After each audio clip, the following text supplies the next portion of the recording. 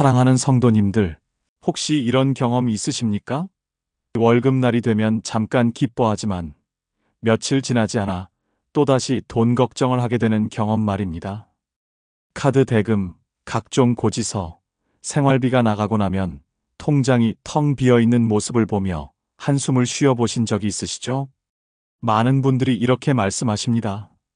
돈이 나를 지배하는 것 같다고, 돈 때문에 스트레스 받고 돈 때문에 잠 못 이루고 돈 때문에 가족과 다투게 된다고 말입니다. 정말 그렇지 않습니까? 그런데 말입니다. 성경에는 놀라운 진리가 기록되어 있습니다.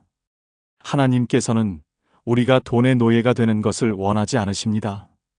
오히려 우리가 돈의 주인이 되어 하나님 나라를 위해 사용하기를 원하십니다. 오늘 여러분과 함께 나누고 싶은 성경의 재정 원칙들이 있습니다. 이 원칙들을 깨닫고 실천하시면 여러분은 더 이상 돈의 노예가 아니라 돈의 주인으로 살아가게 될 것입니다. 첫 번째로 모든 것이 하나님의 것임을 인정하는 원칙입니다. 우리가 돈의 노예가 되는 가장 큰 이유가 무엇인지 아십니까? 바로 내 것이라는 생각 때문입니다. 내가 번 돈, 내가 모은 돈, 내 재산이라고 생각하기 때문에 집착하게 되고 불안해하게 되는 것입니다. 그런데 시편 24편 1절의 말씀을 보십시오. 땅과 거기에 충만한 것과 세계와 그 가운데에 사는 자들은 다 여호와의 것이로다. 이 말씀이 무엇을 의미합니까? 이 세상의 모든 것이 하나님의 것이라는 뜻입니다.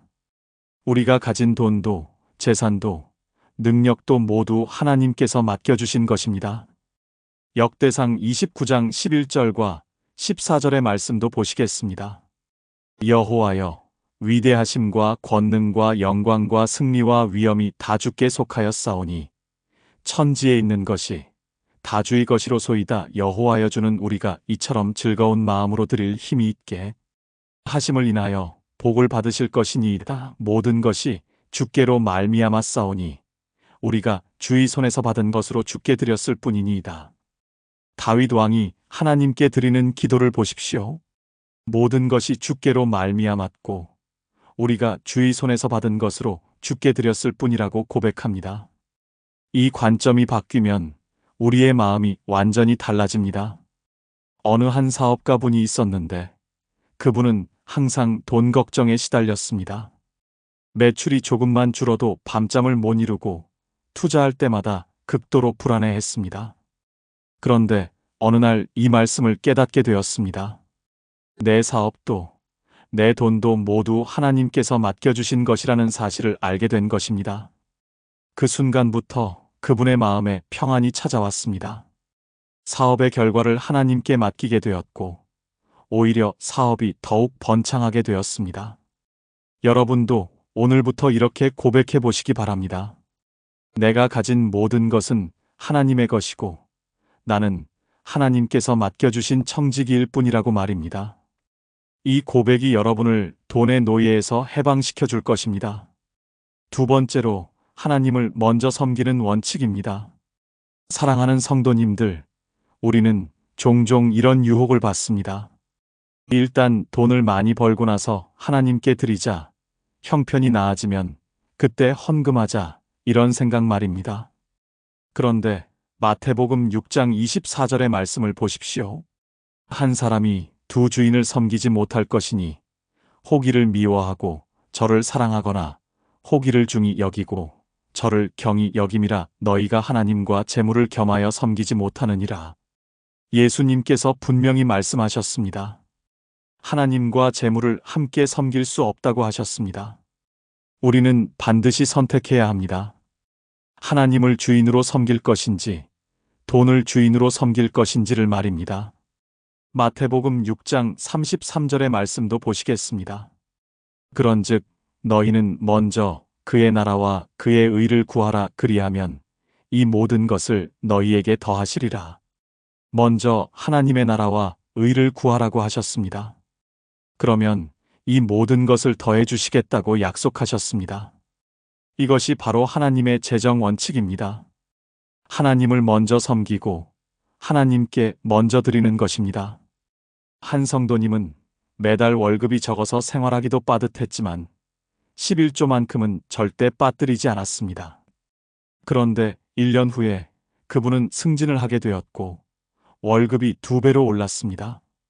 또 다른 성도님은 작은 가게를 운영하시는데 매일 하루 매출의 첫 번째 돈은 반드시 헌금통에 넣었습니다. 그랬더니 손님들이 점점 많아지더니 지금은 여러 지점을 운영하는 사업가가 되었습니다. 하나님께서는 당신을 먼저 섬기는 자들을 절대로 부끄럽게 하지 않으십니다. 여러분도 하나님을 먼저 섬기시기 바랍니다. 그러면 하나님께서 여러분의 모든 필요를 채워주실 것입니다. 세 번째로, 지혜롭게 계획하고 관리하는 원칙입니다. 어떤 분들은 이렇게 생각합니다. 믿음만 있으면 되지 뭘 그렇게 계획하고 관리하느냐고 말입니다. 그런데 성경은 그렇게 말하지 않습니다. 잠언 27장 23절과 24절의 말씀을 보십시오. 내 양떼의 형편을 부지런히 살피며 내 소떼에게 마음을 두라대져 재물은 영원하지 아니하나니 면류관이 어찌 대대에 있으랴. 하나님께서는 우리가 부지런히 살피고 관리하라고 말씀하십니다. 재물은 영원하지 않기 때문에 더욱 지혜롭게 관리해야 한다는 것입니다. 누가복음 14장 28절에서 30절의 말씀도 보시겠습니다. 너희 중에 누가 망대를 세우고자 할진대 자기의 가진 것이 준공하기까지에 족할는지 먼저 앉아 그 비용을 계산하지 아니하겠느냐. 그렇게 아니하여 그 기초만 쌓고 능히 이루지 못하면 보는 자가 다 비웃어 이르되 이 사람이 역사를 시작하고 능히 이루지 못하였다 하리라. 예수님께서도 계획의 중요성을 말씀하셨습니다. 미리 계산하고 계획하지 않으면 실패하게 된다고 하셨습니다. 그렇다면 어떻게 지혜롭게 관리해야 할까요? 우선 가계부를 쓰시기 바랍니다. 들어오는 돈과 나가는 돈을 정확히 파악해야 합니다. 그리고 예산을 세우시기 바랍니다. 11조와 헌금, 생활비, 저축, 투자 등의 비율을 미리 정해놓는 것입니다. 한 집사님은 매달 월급을 받으면 제일 먼저 11조를 떼어놓습니다. 그 다음에 각종 헌금을 준비하고 생활비를 정해진 봉투에 나누어 넣습니다. 그리고 남은 돈으로 저축과 투자를 합니다. 이렇게 체계적으로 관리하니까 적은 월급으로도 여유 있게 살 수 있게 되었습니다.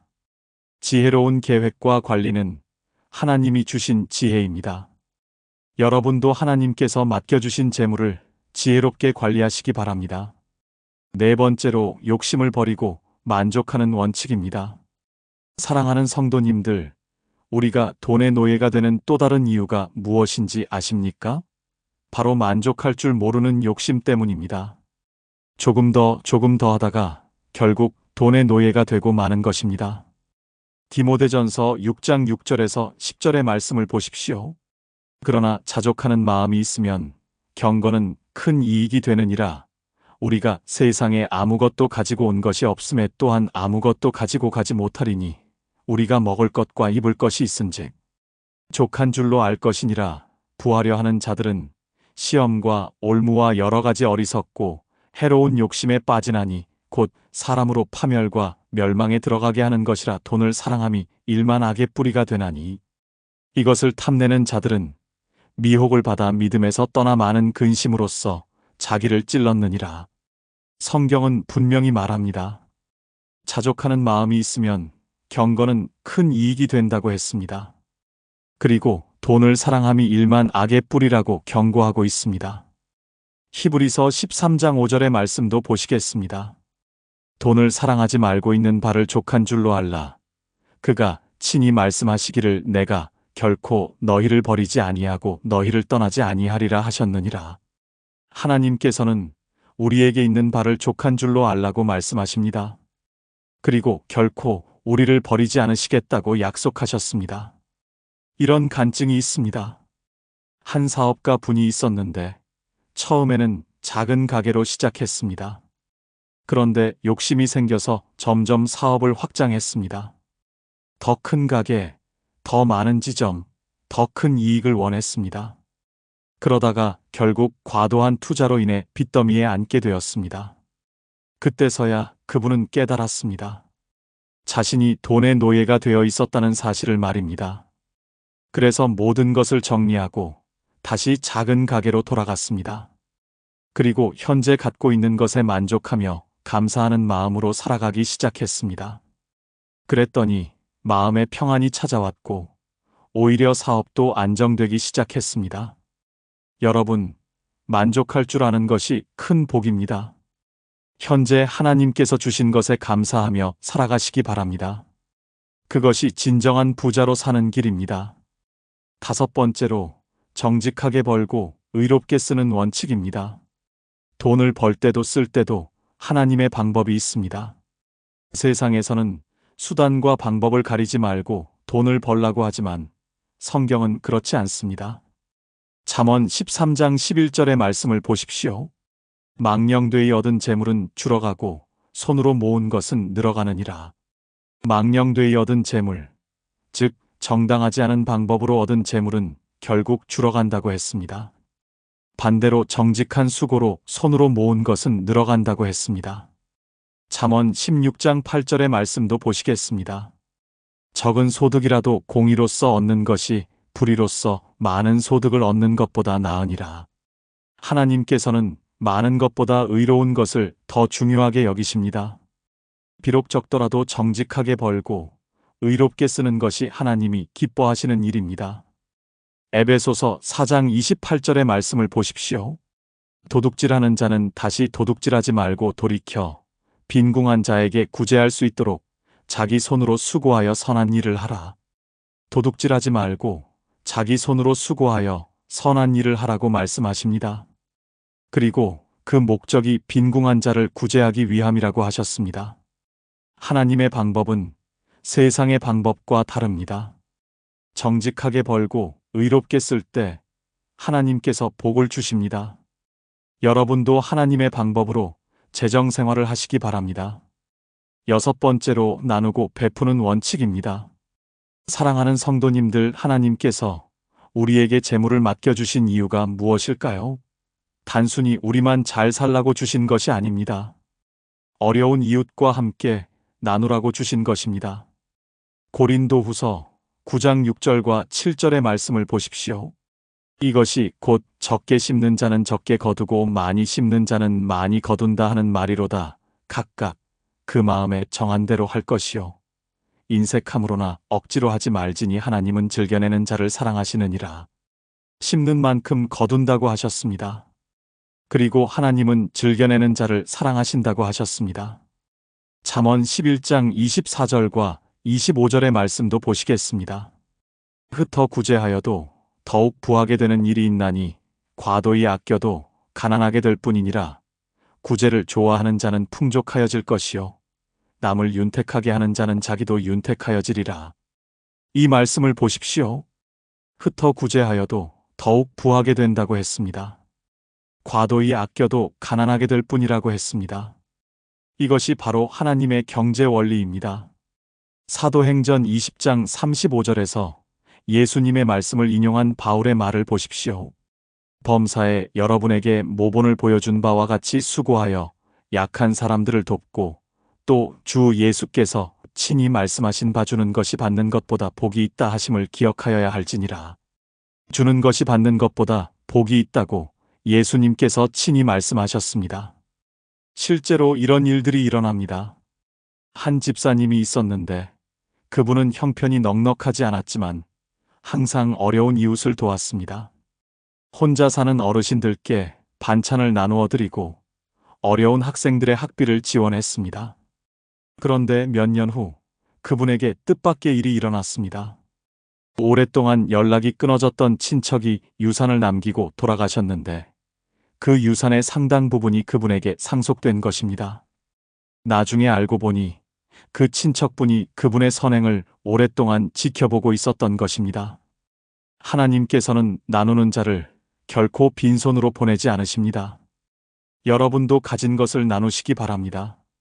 많이 가졌을 때만 나누는 것이 아니라 적게 가졌을 때도 나누시기 바랍니다. 그것이 하나님께서 기뻐하시는 일입니다. 7번째로, 영원한 관점에서 투자하는 원칙입니다.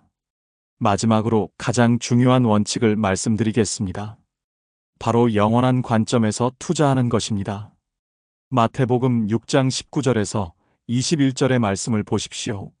너희를 위하여 보물을 땅에 쌓아두지 말라. 거기는 좀과 동록이 해하며 도둑이 뚫고 도둑질하느니라. 오직 너희를 위하여 보물을 하늘에 쌓아 두라. 거기는 좀과 동록이 해하지 못하며 도둑이 뚫지도 못하고 도둑질하지도 못하느니라. 내 보물이 있는 그곳에 내 마음도 있느니라. 예수님께서는 보물을 하늘에 쌓아두라고 말씀하셨습니다. 땅의 보물은 없어지지만 하늘의 보물은 영원하기 때문입니다. 누가복음 16장 9절의 말씀도 보시겠습니다. 내가 너희에게 말하노니 불의의 재물로 친구를 사귀라. 그리하면 그 재물이 없어질 때에 그들이 너희를 영원한 처소로 영접하리라. 이 말씀이 무엇을 의미합니까? 이 땅의 재물을 영원한 관점에서 사용하라는 뜻입니다. 복음 전파와 구제 사역, 하나님 나라 확장을 위해 사용하라는 것입니다. 디모데전서 6장 17절에서 19절의 말씀을 보십시오. 내가 이 세대에서 부한 자들을 명하여 마음을 높이지 말고 정함이 없는 재물에 소망을 두지 말고 오직 우리에게 모든 것을 후히 주사 누리게 하시는 하나님께 두며 선을 행하고 선한 사업을 많이 하고 나누어 주기를 좋아하며 너그러운 자가 되게 하라. 이것이 장래에 자기를 위하여 좋은 터를 쌓아 참된 생명을 취하는 것이니라. 선한 사업을 많이 하고 나누어 주기를 좋아하는 것이 장래에 좋은 터를 쌓는 것이라고 했습니다. 어느 한 사업가분은 이런 원칙으로 살아갑니다. 사업에서 얻은 수익의 상당 부분을 선교 사역과 구제 사역에 사용합니다. 세계 곳곳에 교회를 세우고 가난한 나라의 아이들을 후원합니다. 그분은 이렇게 말씀하십니다. 이 땅에서 아무리 많이 벌어봐야 가져갈 수 없지만 하늘나라에 투자한 것은 영원히 남는다고 말입니다. 그리고 그분의 사업은 계속해서 번창하고 있습니다. 하나님께서 그분의 믿음을 보시고 더욱 큰 축복으로 갚아주고 계시는 것입니다. 여러분도 영원한 관점에서 투자하시기 바랍니다. 이 땅의 것만 바라보지 마시고 하늘나라를 바라보며 살아가시기 바랍니다. 그것이 진정한 지혜로운 투자입니다. 오늘 우리가 함께 나눈 성경의 재정 원칙들을 다시 한번 정리해 보겠습니다. 첫 번째로 모든 것이 하나님의 것임을 인정하는 원칙입니다. 내 것이라는 생각을 버리고 하나님의 청지기로 살아가시기 바랍니다. 두 번째로 하나님을 먼저 섬기는 원칙입니다. 하나님을 먼저 섬기고 먼저 드릴 때 하나님께서 모든 것을 채워주십니다. 세 번째로 지혜롭게 계획하고 관리하는 원칙입니다. 하나님께서 맡겨주신 재물을 체계적이고 지혜롭게 관리하시기 바랍니다.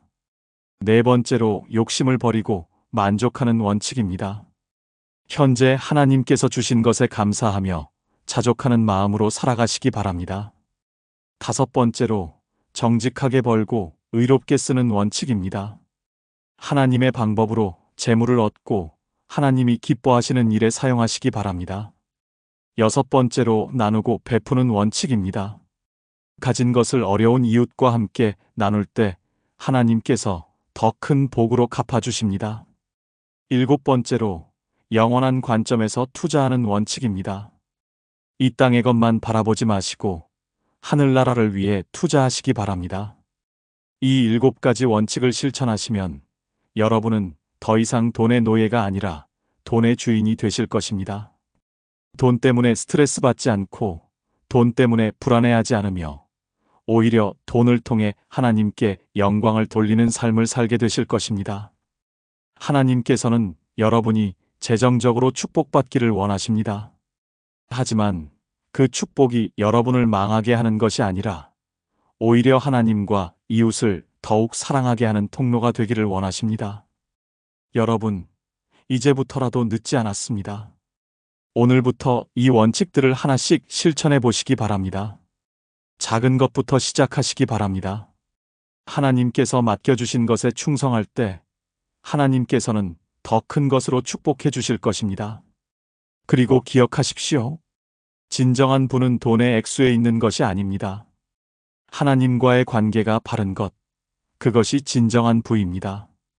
하나님께서 함께 하실 때 적은 것도 많은 것이 되고, 하나님이 없으면 많은 것도 적은 것이 됩니다.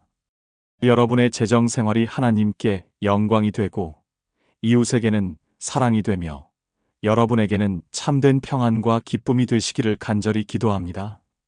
오늘 이 말씀이 여러분에게 도움이 되었다면 좋아요 버튼을 눌러주시고, 댓글로 여러분의 다짐이나 간증을 나누어 주시기 바랍니다. 하나님의 풍성한 은혜와 축복이 여러분의 가정과 사업 위에 충만하시기를 축복합니다. 여러분이 돈의 주인이 되어 하나님 나라를 위해 크게 쓰임받는 복된 인생 되시기를 간절히 기도합니다. 하나님께서는 여러분을 사랑하시고 여러분의 재정을 통해서도 놀라운 일들을 행하실 것입니다. 믿음으로 나아가시기 바랍니다. 감사합니다.